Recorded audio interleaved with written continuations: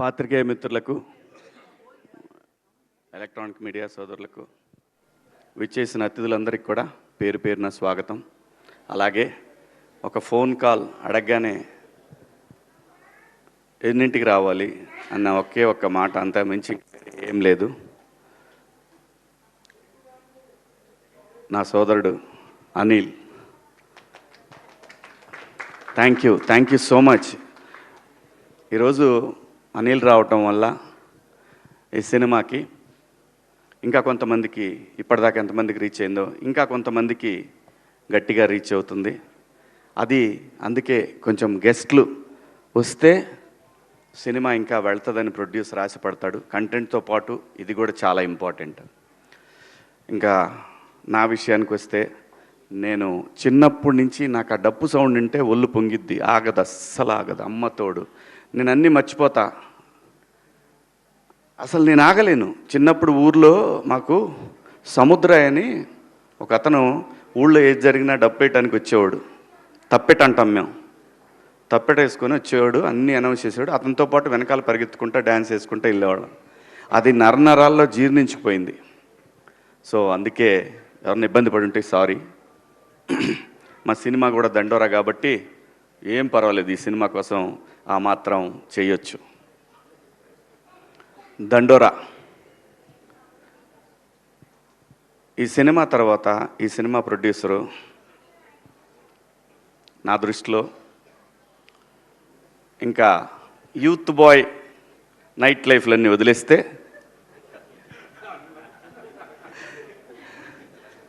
చాలా చాలా చాలా చాలా టేస్ట్ ఉన్న, ఆ పేర్లు ఉన్నవాళ్ళే, ఆ బెనర్జీ అనే పేరు ఉన్నవాళ్ళు, వాళ్ళ వైబు, వాళ్ళ థింకింగు. నేను ఇండస్ట్రీలో తిలక్ గారు అనే ప్రొడ్యూసర్ ఉండేవారు, ఆయన పూర్తి పేరు కూడా బెనర్జీ గారు అని ఉండేది. ఆ బెనర్జీ అంటే కమ్యూనిస్టులకు ఎక్కువ పెట్టుకునేవాళ్ళు ఈ పేర్లు. కమ్యూనిస్టులో ఫ్యామిలీస్లో ఉన్న వాళ్ళల్లో ఎక్కువ ఈ బెనర్జీ అనే పేరు పెట్టుకునేవాళ్ళు. సో చాలా చాలా చాలా అంటే అండి, సినిమా డబ్బులుంటే తీయొచ్చు, డబ్బులు ఎవరిని ఇస్తే తీయొచ్చు, కానీ కథను సెలెక్ట్ చేసుకుంటాడు చూసారా, అది అందరితో సాధ్యమయ్యే పని కాదు. 100% డబ్బులు, మనం అన్ని బిజినెస్ల్లో బ్రహ్మాండంగా తోపులం బ్రహ్మాండంగా చేశామని అనుకుంటారు, కానీ భగవంతుడికి ఒక్కొక్కడికి ఒక్కొక్క టాలెంట్ ఇస్తాడు. డబ్బులు ఇవ్వకపోవచ్చు, డబ్బులు అవే వస్తాయి. సరస్వతి ఉంటే లక్ష్మి నడుచుకుంటా వచ్చేస్తాయి. అంటే అలానే ఆయన దగ్గర డబ్బు లేదని కాదు నా ఉద్దేశం. కథని సెలెక్ట్ చేసుకోవటం దగ్గరే ఏ ప్రొడ్యూసర్ సక్సెస్ అయినా కానీ దానికి పునాది అదే. అలాంటి ఐక్యూ ఉన్న, దండిగా ఉన్న నిర్మాత బెన్నీ గారు. డెఫినెట్గా ఈ సినిమా తర్వాత ఆయన్ని చూసే విధానం మారిపోద్ది. అలాగే దర్శకుడు, సినిమా అంటే ఎవరికి ఇష్టం ఉండదండి, ఎవరికి ప్యాషన్ ఉండదు. తన కెరీర్ని అమెరికాలో తన స్టూడెంట్ లైఫ్ని, తర్వాత తన జాబ్ని ఎంజాయ్ చేసిన తర్వాత, తనంటూ ఇంకా నేను బతకగలననే ధైర్యం వచ్చిన తర్వాత సినిమా కోసం తనకున్న అన్నీ వదిలేసుకొని సినిమా మీద ఉన్న ప్యాషన్ తోటి ఒక మంచి కథ రాసుకొని, మంచి కథ అంటే అండి, ఈ సినిమాకి ముందు చెప్పాల్సింది, ఇది చాలా బాగా రాసిన స్క్రిప్ట్ అండి. నాకు కథ అంతా తెలిసినా సరే థియేటర్లో నేను చూశాను. మీరు మా ఆర్టిస్టులు ఎంతమంది చూశారో నాకు తెలియదు. సినిమా నేను చూశాను. ఎక్కువ చెప్తే ఓవర్ అవుతుందేమో అనే భయం కూడా ఉంది లోపల. కానీ నేను నా రీఎంట్రీ తర్వాత, డబ్బులు నాకు చాలా అవసరం, నాకు కూడా చాలా అవసరం. నాకు 2 పిల్లలు, మీకు తెలుసు, వాళ్ళని చదివించాలంటే ఎన్ని ఇబ్బందులు ఉంటాయో. అందులో సినిమా యాక్టర్ కొడుకనగానే వాడికన్నా నేను ఎక్కువ ఆలోచిస్తే ఈయనేమని అనుకుంటారేమనే అదొకటి. బట్ లక్కీలీ అలా ఆలోచించే పిల్లలు కాకపోయినా కానీ చదువులకి చాలా అవుతుందండి ఈ రోజుల్లో. అలాంటి పిల్లలు అనేసరికి మారిపోయింది నా ఆలోచన. అలాంటి సిచ్యువేషన్ ప్రతి తల్లిదండ్రికి ఉంటుంది. అలాగని చెప్పి ఆ తల్లిదండ్రులు వాళ్ళ పిల్లల్ని అంత ఈజీగా వదిలేరు. సినిమా దేని గురించి మాట్లాడుతుంది అనే దాన్ని నాకు అతను స్క్రిప్ట్ చెప్పినప్పుడు ఒక క్యారెక్టర్ కనెక్ట్ అయ్యానండి. నేను ఒక క్యారెక్టర్ కనెక్ట్ అయ్యాను. నా పాత్ర చాలా బాగుంది, సినిమా నా చుట్టూనే తిరుగుతుంది, కానీ అప్పటికి కూడా టెంప్ట్ అవ్వాల నేను. ఎందుకంటే నేను ఇండస్ట్రీకి వచ్చి రీఎంట్రీ మళ్ళీ వచ్చిన తర్వాత ఆ డబ్బులు అనే పదాన్ని పక్కన పెట్టి 13 సంవత్సరాలు నేను సర్వైవ్ అయ్యాను. ఇంకా నాకు డబ్బులు కాదు కావాల్సింది, నాకు ఇంత పేరు ఇంత రెస్పెక్ట్ ఇస్తున్న వీళ్ళకి గౌరవం ఇవ్వాలి, మంచి సినిమా అయితేనే చేద్దాము, లేకపోతే పుట్టించినోడికి తెలుసు ఎలా తీసుకుపోయే వరకు ఎలా నడపాలనేది ఒక బలమైన ధైర్యం వచ్చిందండి నాకు. అలా అతను చెప్పిన ఆ కథని విన్న తర్వాత, నేను బిగ్ బాస్ హౌస్ నుంచి వచ్చిన తర్వాత, నా 90s రిలీజ్ అయిన తర్వాత నేను ఫస్ట్ ఒప్పుకున్న సినిమా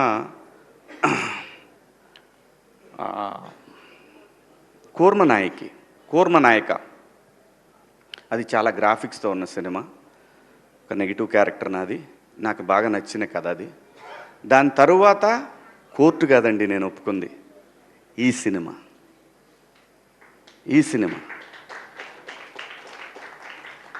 దీనికి పురిటినొప్పులు ఉన్నాయి, లేవంటలేదు.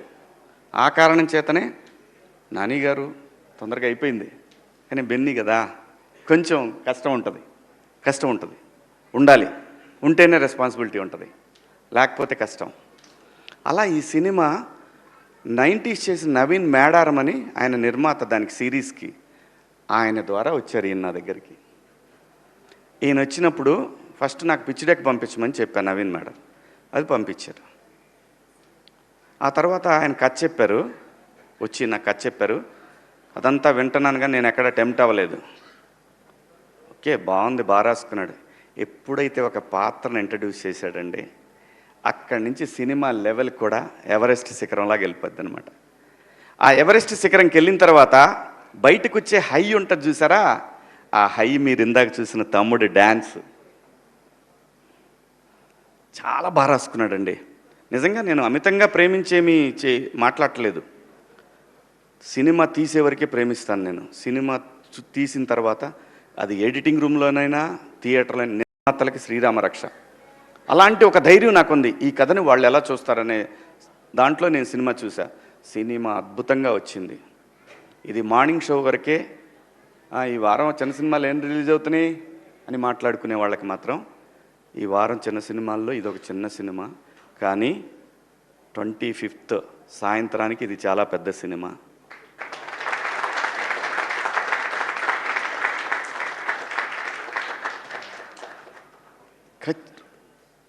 అంటే ఏ రేంజ్ అనేది నేనేమని చెప్పడానికి, అందరికీ నచ్చే సినిమా, 10 మందికి చెప్పే సినిమా. ఇందాక అనిలు నేను ఒక విషయంలో మాట్లాడుకున్నప్పుడు, ఈ సినిమా మనం మన తాతల నుంచి చూస్తున్నాము, మన నాన్నని చూసాము, మనము చూసాము, మన తర్వాత జనరేషన్స్ ట్విట్టర్లో కులం గురించి కొట్టుకునేది చూస్తున్నాము. ఎన్ని తరాలైనా మారిన ఈ అంశాన్ని ఏదో ఒక తరం వదిలేస్తానే దాంతో ఈ తరం ఫైట్ చేయాల్సిందే తప్పదు. ఆ కులం గోడ చుట్టూ ఉన్న ఒక మ్యాజిక్ ఉంది ఈ సినిమాలో. ఆ మ్యాజిక్ని ఫస్ట్ డే కాపీ చూసేటప్పుడు నేను సినిమా అంటే ఈ సినిమా తర్వాత నా రెమ్యునరేషన్ ఎంత పెరిగి దాంతో కాదు, నా జడ్జిమెంట్, నేను మళ్ళీ సినిమాలకు వచ్చే కదా, నా జడ్జిమెంట్ కరెక్ట్గా ఉందా లేదనేది తెలుసుకోవడానికి నేను చేసే ప్రయత్నంలో డైరెక్టర్ గారిని అడిగాను, మురళి గారు మీకు ఒక ఆత్మ ఉంటుంది, సోల్ మీద మీకు మాట చెప్పుంటుంది. ఫస్ట్ టైం నువ్వు సినిమా చూసుకున్నప్పుడు చెప్తుంది, ఏ డైరెక్టర్కైనా సరే, అది ఫెయిల్యూర్ అయినా హిట్ అయినా ఏ డైరెక్టర్కైనా ఒకటి అనిపిస్తుంది. మీరు నాకు చెప్పిన కథని ఒక 75% తీశారా? ఇది ఎందుకు అడిగానంటే, యాక్చువల్ 50 తీస్తే చాలు ఈ సినిమాకి, 75% తీశానని మీ ఆత్మ చెప్తుందా మీకు అని అంటే, ఆయన అన్న ఎగ్జాక్ట్ వర్డ్స్, సార్ అందరూ ఓవర్వెల్మింగ్గా ఉంది సార్, భయం వేస్తుంది నాకు, కానీ నేను ఒక 80% తీసా అనుకుంటున్నాను సార్ అని అన్నారు. ఎగ్జాక్ట్గా ఇదే మాట మాట్లాడారు ఆయన. చాలు 50 తీస్తే చాలు, నువ్వు 80 అనుకున్నావు అంటే ఖచ్చితంగా 60-70 దాకా వచ్చి ఉంటుంది, అది ఏం ప్రాబ్లం లేదు. చాలా మంచి సినిమా తీశాడండి. ఇలాంటి సినిమా మీరు ఆదరించాలా వద్దా అనే విషయం ప్రేక్షకులది, అడగాల్సిన బాధ్యత మాది. అలాగే మీడియా మిత్రులు మరొకసారి ఖచ్చితంగా అడగాల్సిందే. అలాగే ఈ సినిమాలో పనిచేసిన టెక్నీషియన్స్ వెంకట్ గారు కానివ్వండి, సృజన తను కానివ్వండి, మార్క్ రాబిన్ గారు కానివ్వండి, అలాగే ఈ సినిమాకి పనిచేసిన ఎడ్వర్డ్ ద టోపీ మ్యాన్ చాలా చాలా చాలా కష్టపడ్డా అండి తను కూడా. అంటే ఆర్టిస్టుల్ని ప్రొడ్యూసర్ని మేనేజ్ చేయటం అంత ఈజీ కాదు. చాలా చాలా డీసెంట్గా డిగ్నిఫైడ్గా బిహేవ్ చేసి సినిమాని ఎక్కడా కూడా తగ్గకుండా నీట్గా ఒక కాపీ దాకా వచ్చేటట్టు పనిచేసిన తను కానీ, మేనేజర్గా పనిచేసిన మా రెడ్డి గారు కానీ, ఇలా అందరూ ప్రతి ఒక్కళ్ళు అండి మా ఆర్టిస్టులు అందరూ, సుబ్బారావు గారు, మిగతా మా రాఘవేంద్రరావు గారు, జూనియర్ రాఘవేంద్రరావు గారు, అందరండి. ఇతను చూస్తే కోపం వస్తుంది, మీకు చంపేద్దాం అనిపిస్తుంది రేపు సినిమాలో. అలాగే ఆయన సుబ్బారావు గారిని చూసిన మిత్రులు, ఆయన్ని చూసిన, ఇదిగో ఇతను చూస్తే ఇతను కనపడితే ఎక్కడ కనపడతాడని అడుగుతారు. ఉంది, చాలా మ్యాటర్ ఉందండి సినిమాలో. చాలా బాగా తీశారు సినిమాని. ఖచ్చితంగా చాలా మంచి సినిమా. ఈ సినిమాలో మేము పనిచేసామని చెప్పుకొని ధైర్యంగా ఆర్టిస్టులు అందరూ చెప్పుకునే సినిమా. ఈ సినిమాలో నాకు బాగా నచ్చిన పాత్రల్లో బిందు మాధవి గారి పాత్ర ఒకటి. ఏమండి, మన దగ్గర చాలామంది ఆర్టిస్టులు ఉన్నారండి, చాలామంది. ఎట్లాంటి ఈగోకి పోవసరం లేదు. మనిషి జీవితమే ఈగోల మయం. ఎలాంటి ఈగోలు పోవాల్సిన లేదు. మీరు పాత్ర ఇచ్చి చూడండి, భారతదేశంలో ఏ నటుడికి తగ్గకుండా పనిచేసే ఆర్టిస్టులు ఇక్కడ ఉన్నారు. బయట భాషల్లో వాళ్ళు బాగా చేయరని కాదు, వాళ్ళు మంచి ఆర్టిస్టులు కాబట్టే మన వాళ్ళు పెట్టుకుంటున్నారు. నేను ఎవరిని కూడా, ఇక్కడ భాషా భేదాలు లేవు, కానీ ఇక్కడ బోల్డ్ టాలెంట్ ఉందండి. చాలా కుప్పలు తెప్పలు టాలెంట్ ఉంది. నందు కానివ్వండి, మా తమ్ముడు చింపి చాట చేశాడు సినిమాని. అలాగే రవికృష్ణ, మణిక, మీ ఇద్దరు పేరు తలకాయ నొప్పి నాకు ఈ సినిమాకి. Monica, Robin Singh, Robin Hood లాగా. ఆ అమ్మాయి ఒక్క షాట్ మీ జీవితాంతం మర్చిపోలేరండి. ఆ అమ్మాయి చేసిన ఒక షాట్, అయ్యి బాబోయ్, అసలు మామూలుగా ఉండదు. అలాగే చాలా ఉన్నాయండి, చాలా చెప్పుకోవాలి ఈ సినిమాలో. అందరూ బాగా చేశారు. నేను ఎలా చేశాను అనేది మీరు అందరు రేపు సినిమా చూసి చెప్తారు. Thank you so much. మీ అందరికీ పేరు ఇంకెవరన్నా మర్చిపోయానా? ఎవరిని మర్చిపోలేదు. ఆ అమ్మాయి ఇంక సింగర్గా మిగలదు, యాక్టరే, ఖచ్చితంగా యాక్టరే. ప్రతి ఒక్క ఈ సినిమాలో ఒక్క పాత్ర కూడా వేస్ట్ పాత్ర అనేది ఉండదు. అంటే గ్రూపులో ఏదో పెట్టారులే, ఫ్రెండ్స్ ఉండాలి కాబట్టి ఫ్రెండ్స్ పెట్టాను. సత్యన్న అని ఇంకో క్యారెక్టర్ ఉంటుంది, టీ మ్యాన్. ప్రతి ఒక్క పాత్ర. ఇప్పుడు ఎందుకులే అమ్మా ఇవన్నీ.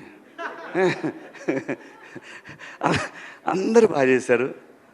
గట్టిగా దండోరా వినపడుతుంది, దేశమంతా, రాష్ట్రం అంతా, ప్రపంచం అంతా వినపడుతుంది. Thank you so much. ఈ సినిమాలో అవకాశం ఇచ్చిన బెన్నీ గారికి, అలాగే డైరెక్టర్ గారికి, ప్రతి ఒక్కళ్ళకి. అన్నిటికన్నా ముఖ్యంగా ఈరోజు ఈ స్టేజ్కి ఒక గ్లామర్ తీసుకొచ్చిన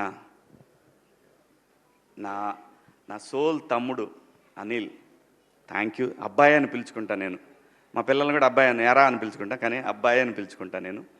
సో తను రావటం నిజంగా చాలా చాలా చాలా కళొచ్చింది స్టేజ్కి. Thank you so much Anil, thank you, love you. Kasarla Shyam గారు, వామ్మా, ఇతను మళ్ళీ నేషనల్ అవార్డు కొడతాడు గ్యారెంటీ, డౌటే లేదు, ఏం డౌట్ లేదయ్యా. 200% దీనికి నేషనల్ అవార్డు రాకపోతే ప్రజలు తిట్టుకుంటారు, అది వాళ్ళకే వదిలేస్తున్నా. Thank you so much. Thank you అండి, లవ్ యూ ఆల్. ఈ అమ్మాయి గురించి కూడా చెప్పాలిగా, మళ్ళీ లాస్ట్లో లేనిపోయింది. డబ్బులు ఇచ్చినా చెప్పాలి, తప్పదు, మాకు చెప్పినట్టే. చాలా బాగుందమ్మా, చాలా బాగా చేస్తున్నావు. ముఖ్యంగా నీ డ్రెస్ సెన్స్ చాలా బాగుంది.